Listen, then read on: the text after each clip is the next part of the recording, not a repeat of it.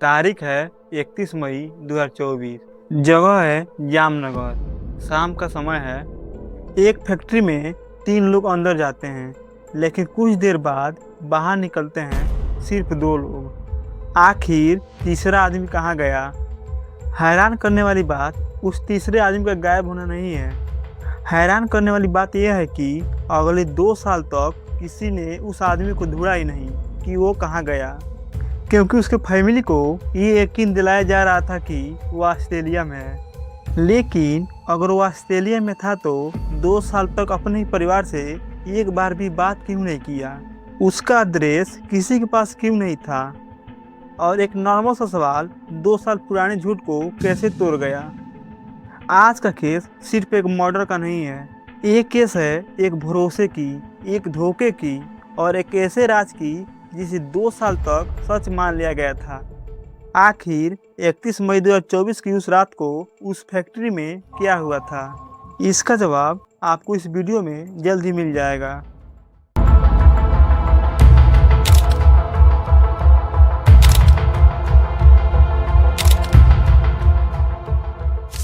मैं हूं नितेश और आप देख रहे हैं क्राइम तरह। और आज का केस है the case of Jamnagar factory murder case.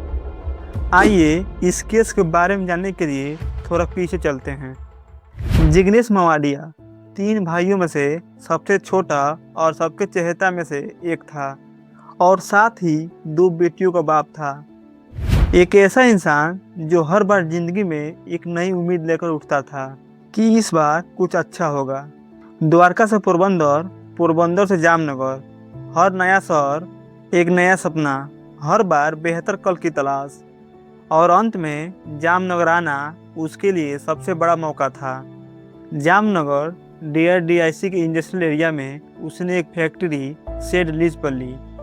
उसका एक ही ड्रीम था, खुद का काम करना और खुद की पहचान बनाना, और फैक्ट्री लीज पर लेना उसके लिए सबसे बड़ा मौका था। जामनगर में जिग्नेश की ज़िंदगी बाहर से बिल्कुल नॉर्मल थी, और घर में उसकी बीवी थी पृथ्वी। इन लोगों की 7 साल पहले लव मैरिज हुई थी और 2 बेटियां थी घर की रौनक। लेकिन पृथ्वी ने जिग्नेश से लव मैरिज तो की थी, लेकिन उसका दिल अभी भी कहीं और अटका था, जिसका अंदाज़ा कभी जिग्नेश को लगा भी नहीं। और इंसान था नीलेश का साथिया, जिग्नेश का बिजनेस पार्टनर। दोनों ने मिलकर फैक्ट्री से लीज पर ली थी। दोनों को पैसा लगा था और दोनों का सपना एक ही था।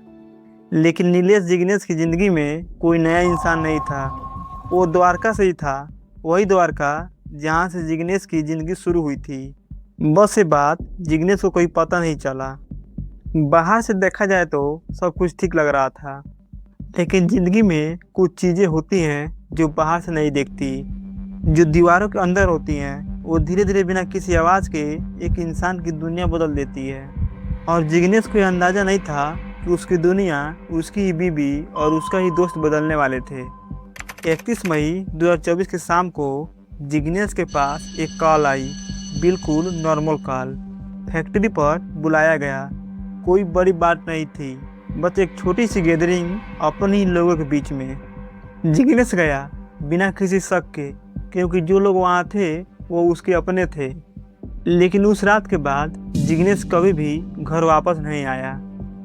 अब आप लोग बताइए, अगर किसी घर का कमाने वाला सदस्य अचानक गायब हो जाए तो सबसे पहले क्या करते हैं? या तो पुलिस के पास जाते हैं, या रिश्तेदारों से पूछते हैं, या उसका तलाश करते हैं। लेकिन इस केस में ऐसा कुछ नहीं हुआ। किसी ने जिग्नेश की मिसिंग रिपोर्ट दर्ज ही नहीं कराई। किसी ने पुलिस के पास कॉल भी नहीं किया, क्योंकि अगले ही दिन से एक ऐसी कहानी शुरू होने वाली थी जो इतनी केयरफुल तरीके से बुनी हुई थी, इतनी ठंडक से प्लान की गई थी कि 2 साल तक किसी ने उसमें एक सुराग भी नहीं ढूंढ पाया। आखिर ये कहानी किसने बुनी और क्यों? जिग्नेश के जाने के बाद अगले दिन उसके घर में सब कुछ नॉर्मल था, कोई हलचल नहीं थी। घर में पृथ्वी और 2 बच्चियां थी। फैक्ट्री का शटर बंद था, और जिग्नेश के भाई अशोक को जब जिग्नेश नजर नहीं आया तो उसने पृथ्वी से पूछा कि जिग्नेश कहाँ है। तो पृथ्वी जवाब देते टाइम उसकी आवाज़ में बिल्कुल घबराहट नहीं थी, और न ही कोई जल्दीबाजी थी। वो बोली ऑस्ट्रेलिया चले गए, अचानक मौका मिला, अच्छी जॉब थी तो चले गए। अशोक को थोड़ा अजीब लगा कि इतना बड़ा फैसला और जिग्नेश ने एक बार भी बताया नहीं। अशोक जिग्नेश के पास कॉल करने के लिए बोलते हैं। इस बात पर पृथ्वी कहती है कि कंपनी के स्ट्रिक्ट रूल हैं, वहाँ पर पर्सनल कॉल अलाउ नहीं है। अशोक ने मान लिया, सोचा आखिर बीवी है, झूठ क्यों बोलेगी। समय बीतता गया, महीने बीते, फिर साल बीता। जब भी पृथ्वी से जिग्नेश के बारे में पूछा गया, हर बार उसका जवाब यही रहता था कि ठीक हैं, सेटल हो रहे हैं। 700 से ज़्यादा दिन, हर बार वही मुस्कुराहट, हर बार वही जवाब। लेकिन हर झूठ एक छोटी सी गलती जरूर करता है, और इस केस में भी वो गलती हुई। जुलाई 2026 में जिग्नेश का कजिन दीपक ऑस्ट्रेलिया जाने का प्लान कर रहा था। उसने सोचा जिग्नेश भाई वही हैं, मैं घूम फिर लूँगा और उनसे भी मिल लूँगा, और यहाँ से उनके लिए कुछ सामान भी लेते जाऊँगा। यही सोच के उसने पृथ्वी से जिग्नेश का एड्रेस मांगा, लेकिन पृथ्वी ने कोई जवाब नहीं दिया। फिर दूसरी बार पूछा तो पृथ्वी ने टाल दिया। तीसरी बार पूछने पर बोली, अभी बिजी हूँ, बाद में देती हूँ। अशोक को इस बात पर शक होने लगा कि आखिर एक एड्रेस देने में इतना टाइम क्यों लग रहा है, और जिग्नेश सच में ऑस्ट्रेलिया में था तो उसने एक बार भी बात क्यों नहीं किया, कोई कॉल भी नहीं किया और कोई फ़ोटो भी शेयर नहीं किया। अशोक को धीरे धीरे समझ आने लगा कि बात ऑस्ट्रेलिया के एड्रेस की नहीं है, बात कुछ और है जो हम लोगों से छुपाई जा रही है। उन्होंने पृथ्वी से साफ साफ कहा, या तो जिग्नेश से बात कराओ या सच बताओ, नहीं तो हम पुलिस के पास जाएंगे। और यहीं से पृथ्वी थोड़ा घबरा गई, और 2 साल तक बिना किसी दरार के खड़ा झूठ धीरे धीरे टूटना शुरू हो गया। अब ऑस्ट्रेलिया वाला कहानी ज़्यादा देर तक छिपने वाली नहीं थी।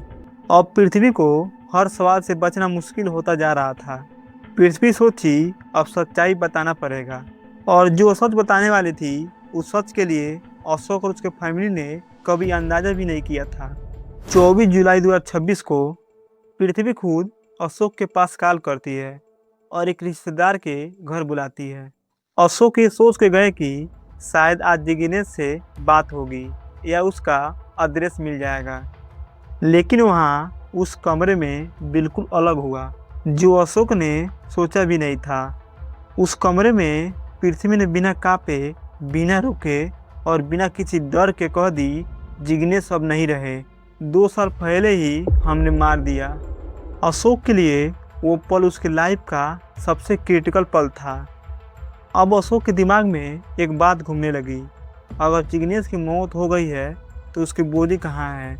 26 जुलाई 2026 को अशोक ने पुलिस स्टेशन में एफआईआर दर्ज कराई।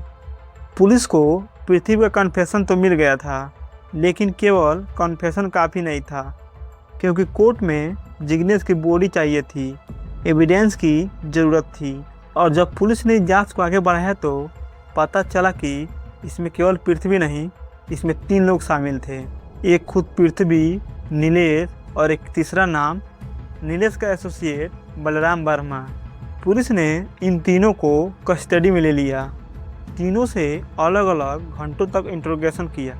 इन तीनों लोगों से पूछताछ में कन्फर्म हुआ कि जिग्नेश को 31 मई 2024 की रात को शराब में साइनाइड मिलाकर दिया गया था, जिससे उसकी मृत्यु हो गई थी और उसे उसी फैक्ट्री में दफन कर दिया गया था। पुलिस ने इंट्रोगेशन में पता लगाया कि आखिर ये मर्डर क्यों किया गया था, तो जो बात सामने निकल कर आई वो बिल्कुल अनएक्सेप्टेड थी। नीलेश का साथिया और पृथ्वी के बीच में एक्स्ट्रा मैरिटल रिलेशनशिप था। वही नीलेश जो जिग्नेश का बिजनेस पार्टनर था, जिस पर जिग्नेश ने आंख बंद करके भरोसा किया था। और पृथ्वी और नीलेश के बीच में ये कोई नया रिश्ता नहीं था, ये रिश्ता द्वारका से था, जिग्नेश से शादी के पहले का। जिग्नेश जहाँ भी गया, द्वारका, पोरबंदर और वहाँ से जामनगर, नीलेश भी साथ रहा।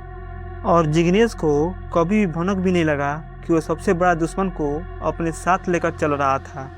और इसी अफेयर के लिए पृथ्वी और नीलेश ने मिलकर जिग्नेश को मारने का फैसला कर लिया, क्योंकि जब तक जिग्नेश जिंदा था वो इस रिश्ते के लिए खतरा था। 28 जुलाई 2026 को पुलिस ने तीनों आरोपियों को लेकर फैक्ट्री पर पहुंची। नीलेश ने फैक्ट्री के अंदर एक जगह की तरफ इशारा किया। वो जगह जिसके नीचे जिग्नेश दफन था। फ्लोर बिल्कुल साफ था। ऊपर से देखने पर कुछ भी अजीब नहीं लग रहा था और ऊपर से 1 फीट कंक्रीट भी था। 30 जुलाई 2026 को एसडीएम की मौजूदगी में हैवी पावर ड्रिल लाए गए और जब ड्रिल कंक्रीट से टकराई तो उसकी आवाज़ पूरी डीआईजीसी में गूंज गई। 1 फीट कंक्रीट टूटने में घंटे लगे। वहाँ पर खड़े हर इंसान की सांसें रुकी हुई थी। लगभग 12 फीट की गहराई तक खुदाई चलती रही और जब टार्च की रोशनी नीचे पड़ी तो 12 फीट के नीचे जिग्नेश का कंकाल था। 2 साल में बॉडी पूरी तरह डिकम्पोज हो गई थी। सिर्फ हड्डियां बची थी। एसपी प्रतिभा ने मीडिया को बताया, पहचान लीगली कंफर्म करने के लिए रिमांड से एफसीएल भेजे गए हैं। 12 फीट गहरा गड्ढा और 1 फीट मोटी कंक्रीट, इसके लिए मशीनरी चाहिए, लेबर चाहिए और साथ ही वक्त भी चाहिए। तो क्या वह गड्ढा 31 मई से पहले खोद दिया गया था? क्या जिग्नेश के फैक्ट्री पर इनवाइट करने से पहले ही उसकी कब्र तैयार थी?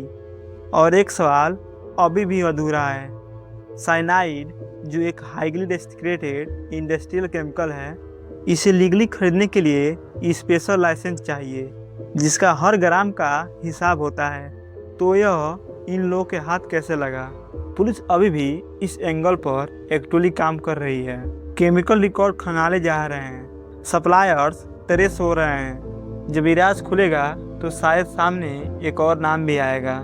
इन तीनों आरोपी पर आईपीसी के section 302 murder, section 201 evidence destroy करना या छुपाना और साथ ही सेक्शन 120 बी क्रिमिनल कॉन्स्पिरेसी लगाया गया है। केस अभी भी शुरुआती स्टेज पर है। ट्रायल शुरू नहीं हुआ है, लेकिन जब ये केस मीडिया के सामने आया तो पूरे देश में इस केस की तुलना दृश्यम मूवी से हो रही थी। वही प्लानिंग, वही कैलकुलेटेड माइंड, वही साइकोलॉजिकल डिसेप्शन, लेकिन दृश्यम में एक बाप ने अपने परिवार को बचाने के लिए किया था, लेकिन यहाँ एक बीवी ने अपने बॉयफ्रेंड के लिए अपने पति को ख़त्म करने के लिए किया है। फर्क सिर्फ इरादे का है। इस केस में सबसे ज़्यादा दर्द अगर किसी को हुआ है तो वह है अशोक। 2 साल तक उस औरत से अपने भाई के बारे में पूछते रहे। हर बार वो औरत मुस्कुराकर जवाब देती थी कि ऑस्ट्रेलिया में है, जबकि उस औरत को पता था कि जिग्नेश कहाँ है। आज जिग्नेश की 2 बेटियां हैं, एक 6 साल की और एक 1.5 साल की, जिनके पिता को उनकी ही मां ने मरवाया है और अब वो जेल में है। इन दोनों बच्चियों का क्या होगा, ये सोचना भी मुश्किल है। जिग्नेश के लिए इंसाफ की शुरुआत हो चुकी है। अब देखिए आगे क्या होता है।